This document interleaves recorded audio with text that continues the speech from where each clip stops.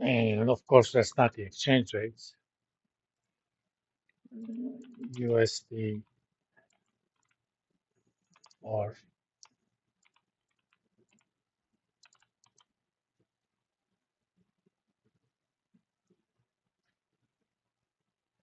58.62.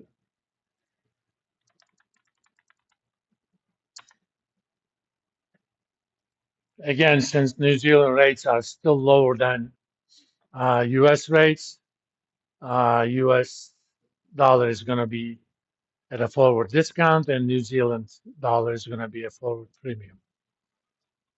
Let's use another one. For example,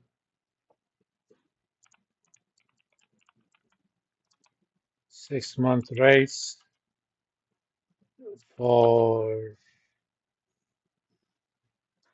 I don't know,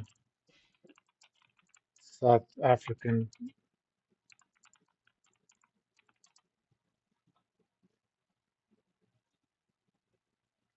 Let's call it 712.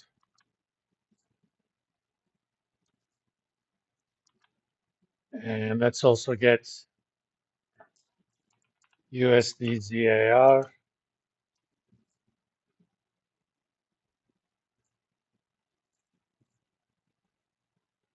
1768.96. But in this convention, domestic is US, right?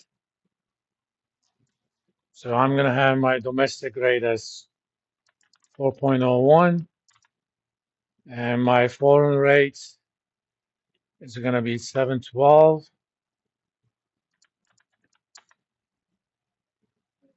So that is the forward exchange rate. In this case, again, forward is above spot rate, but it is US dollar that is at a premium. Okay? So I can basically get rid of my exchange rate risk. Uh,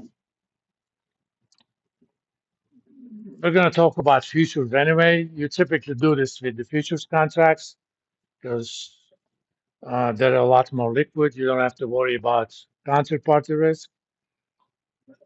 But most futures contracts that you use for risk management are uh, short maturity. In fact, if you want to look at the liquidity,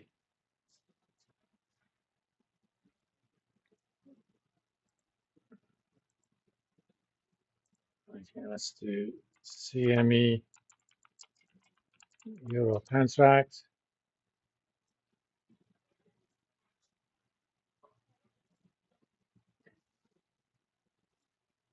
Look at the volume. The near month contract is always the highest volume. Yeah, that's a lot of volume just for today. Almost 130,000 contracts. In this case, each contract is over 125,000 euros. So that's a lot of money. But if you look at the October contract, there's not even much. Typically, end of quarter months, you have a little bit higher, but even with December contract, you have only 2,400 contracts. All that would be roughly what? $2 million worth of stuff. That's 2 million euros worth of stuff. Not too much compared to billions and billions of dollars.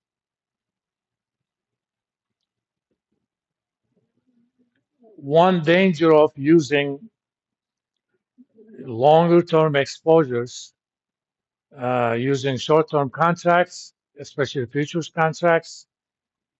Uh, let me give you an example. This wasn't necessarily exchange rates, but the idea is the same.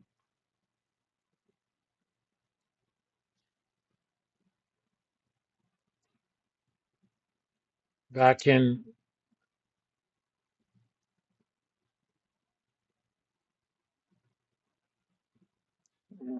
you're going to mark one of these things to change the bib on that.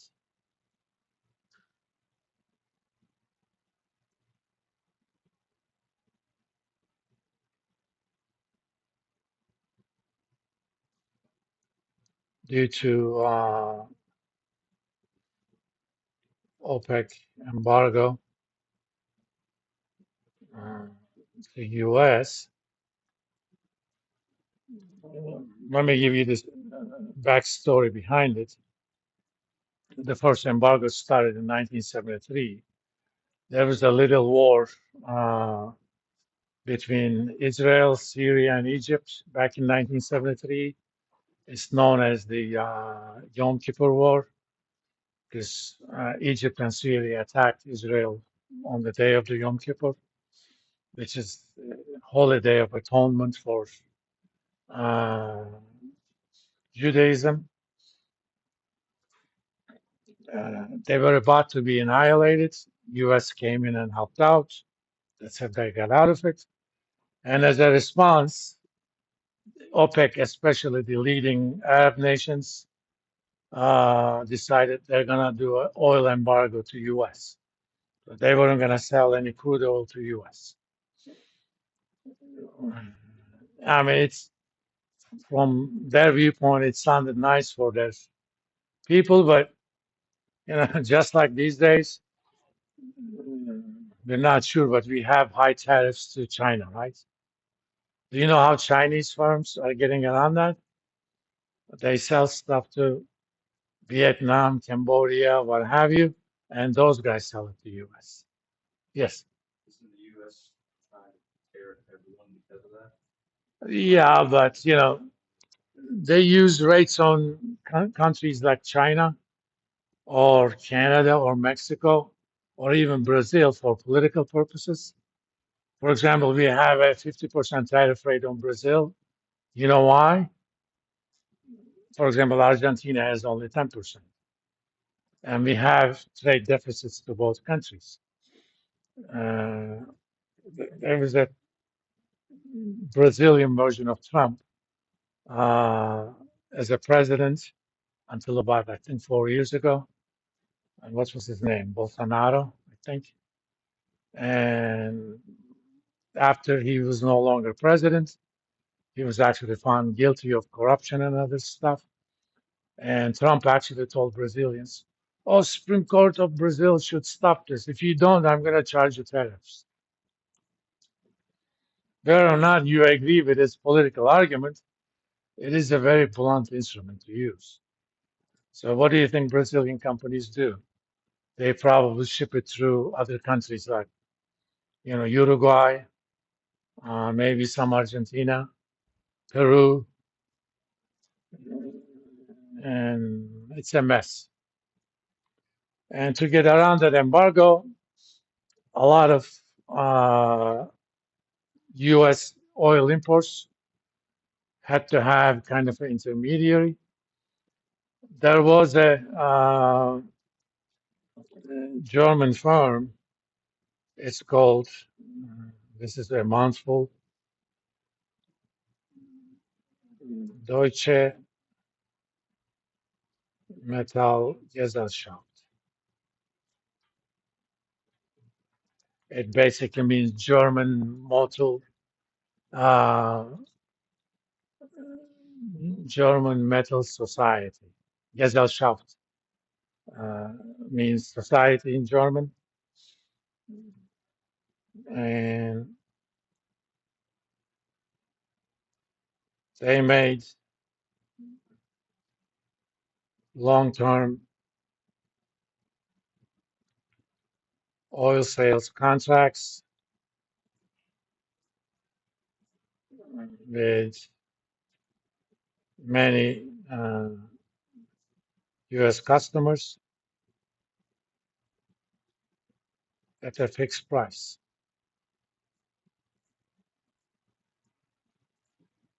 Oh, they made oil purchase contracts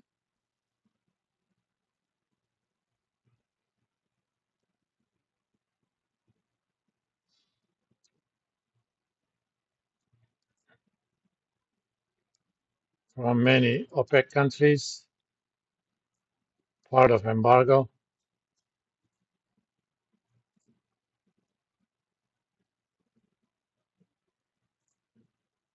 at fixed prices.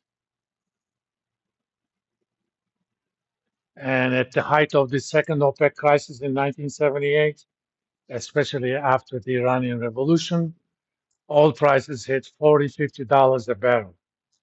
On an inflation-adjusted terms, it's over $100 right now.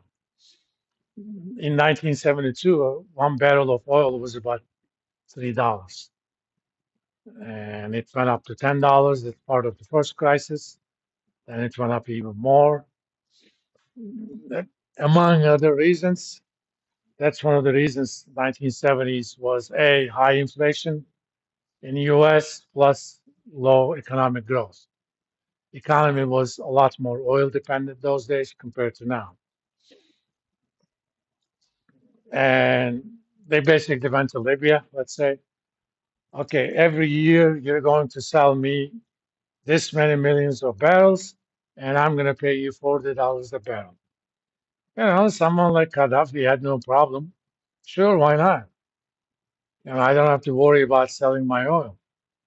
Of course, since they have those, anytime a U.S. company wanted to buy it, they could go to Deutsche Metallgesellschaft and say, okay, we're going to buy it from you, but at market prices.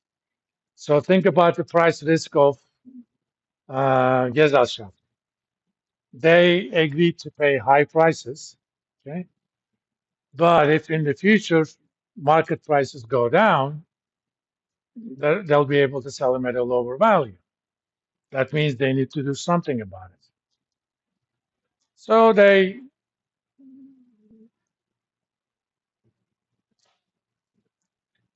let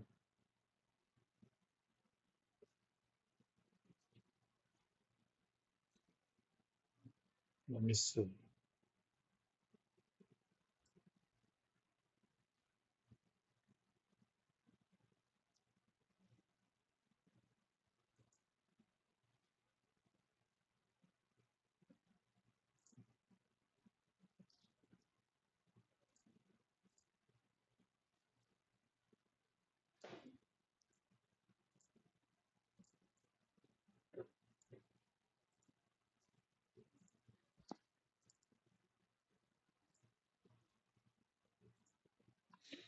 Because their risk is if the market price of oil goes up, they agree to sell it at $40. If market goes to 60, you know, they have to pay 60 uh, to get it.